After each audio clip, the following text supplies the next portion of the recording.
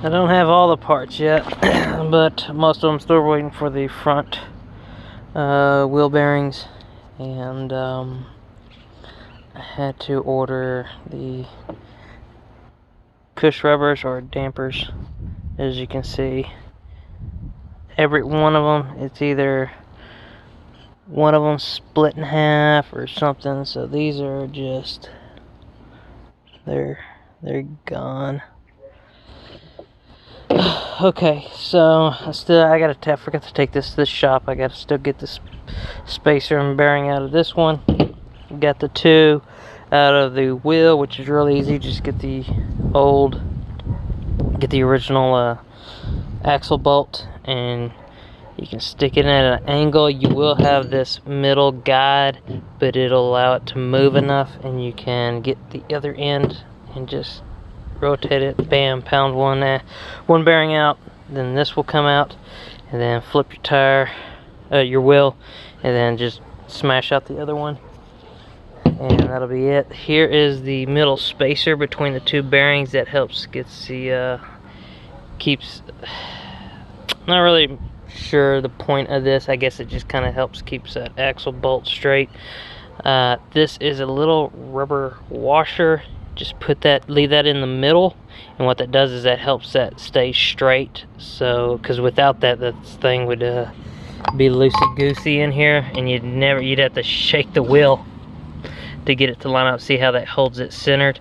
So it'd be better if it had two, but one will do, obviously. And there's your stop for your bearing. Other side will have it. This fits right between the two bearings.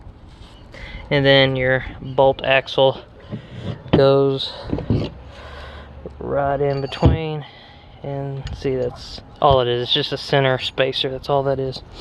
Excuse me. And here is the two stock bearings. These were somewhat okay. One of these was seized up. I took it had a rust inside of it. Here is the seals. This one's kind of lopsided because the wheel, if you don't get your wheel straight, and then that spacer that goes right there, it'll egg shape this seal, which will just be useless at keeping dirt. Even though these bearings are sealed, you still don't want crap and mud and stuff getting in there, because like I said, this just pops right out. It just pushes in. These unlike the bearings that look just like this, and they have a steel seal right there. It's a lot harder to get out. These just pop right out. So it wouldn't be too hard. That's why you got to be easy when you're pressure washing and stuff like that.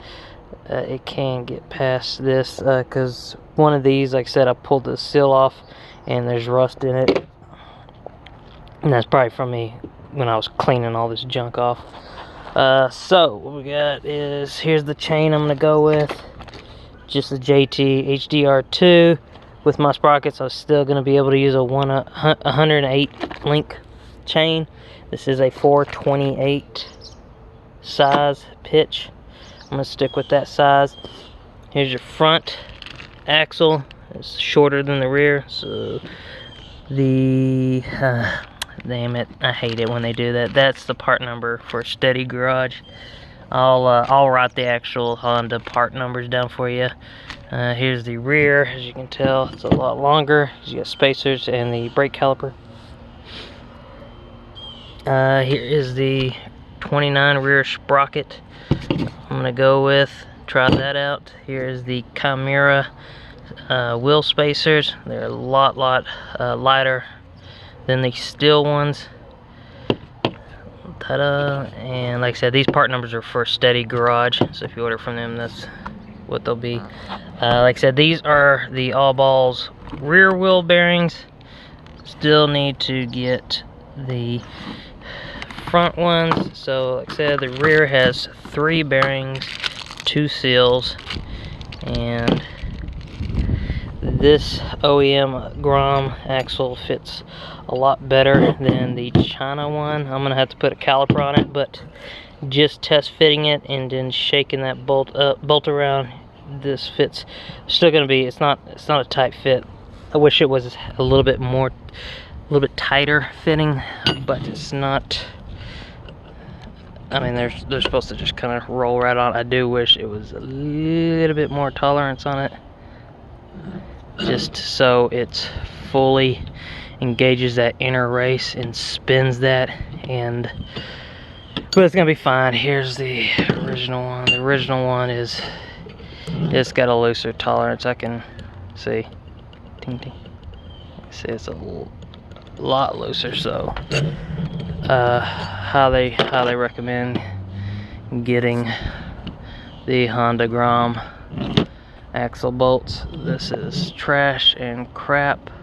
I mean, just poor quality. Look at that. I mean, it's already got grooves worn into it. I can feel a groove right there. These are obviously where a bearing was touching right there. Just not a very good tight fit. See this, just a lot better quality. It just doesn't look like it was forged with a hammer. A lot better quality. And you got your steel locking nut ring in there. Alright, so there's that. Like I said, I gotta take this. My C-clamp here is not big enough to fit this in there, but the one in the shop should be, so I should be able to. I don't have a press. That's one thing I don't have. I have about every damn tool made. I do not have a press. It's one thing I do need to get. If you do want actual dimensions of these bearings, I'll go ahead and get my caliper and measure these. They should all three be the same. The seals are different size. One of them should be bigger. Yes, we got a 3711 and a 4011. Okay, yeah, one is bigger than the other, and I did not take notice of that, so I'll need to figure that out. Shouldn't be too hard. One of these sides, I'm pretty sure that's the smaller side, and this is the bigger side.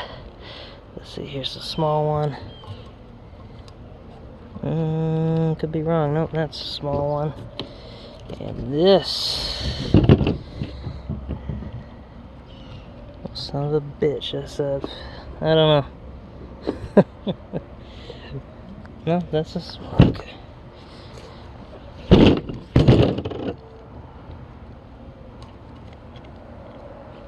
Oh, wait.